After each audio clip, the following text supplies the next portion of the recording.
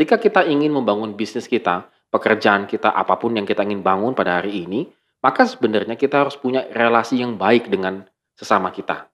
Untuk menjalin relasi yang baik dengan sesama kita, apalagi yang kurang kita kenal, kita membutuhkan yang namanya hikmat Tuhan.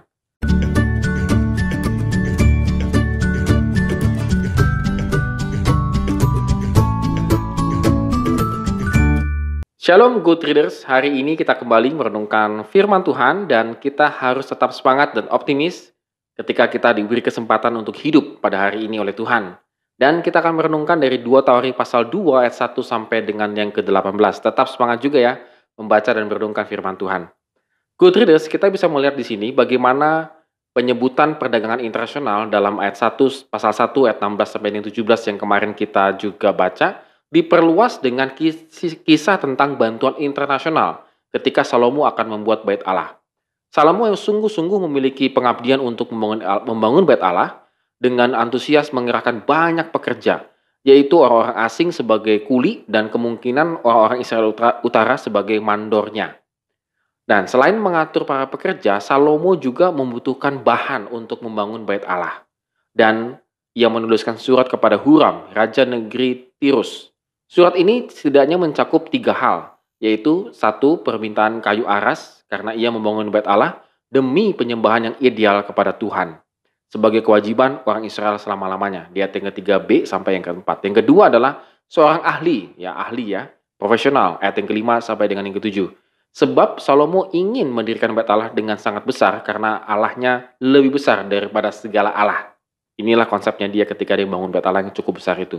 Dan yang ketiga adalah kayu aras, sanobar, dan cendana Libanon. Sekali lagi adalah agar hasilnya menjadi megah, kokoh, dan kuat. Di ayat yang ke-8 sampai dan yang ke-10. Jadi Salomo menjanjikan akan membayar Huram agar permohonannya itu diterima. Lalu kemudian kita bisa melihat responnya Huram itu terhadap permohonan Salomo. Yang pertama, ia memuji Salomo sebagai tanda bahwa Allah mengasihi umatnya. Dan sebagai sahabat Daud, Huram juga menaikkan syukur atas bertahtanya Salomo menjadi raja yang patut dipuji karena kebijaksanaannya. Yang kedua, Huram mengirimkan Huram-Abi untuk menjadi salah satu koordinator ahli-ahli pembangunan bait Allah. Dan yang ketiga, Salomo diminta membayar dengan apa yang sudah Salomo ajukan sendiri sebagai pengganti material pembangunan bait Allah.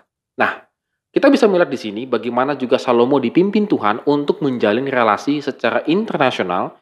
Bahkan boleh dikatakan sih beda agama begitu ya dengan Huram yang tidak percaya kepada Yahweh. Tetapi karena hikmat Tuhan maka relasi ini boleh terjalin dengan sangat baik. Sehingga bekerja sama ini bisa menghasilkan pekerjaan sangat luar biasa untuk memuliakan Tuhan. Good Readers, pada hari ini juga sama saya rasa. Ketika kita ingin membangun bisnis kita, pekerjaan kita, apapun yang kita ingin bangun pada hari ini, maka sebenarnya kita harus punya relasi yang baik dengan sesama kita. Untuk menjalin relasi yang baik dengan sesama kita, apalagi yang kurang kita kenal, kita membutuhkan yang namanya hikmat Tuhan. Seperti Salomo. Ketika dengan Huram, itu Huram kenal baik dengan Daud bapaknya begitu ya. Tetapi kan belum tentu juga bisa baik dengan anaknya yaitu Salomo. Nah, tetapi karena Salomo benar-benar meminta dan juga menuliskan berbagai macam hal kepada Huram dengan hikmat Tuhan, maka bisa terjalinlah relasi yang sangat menguntungkan.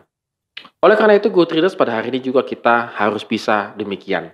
Ketika kita ingin membangun relasi kerjasama bisnis dengan orang lain, maka kita harus benar-benar meminta hikmat Tuhan.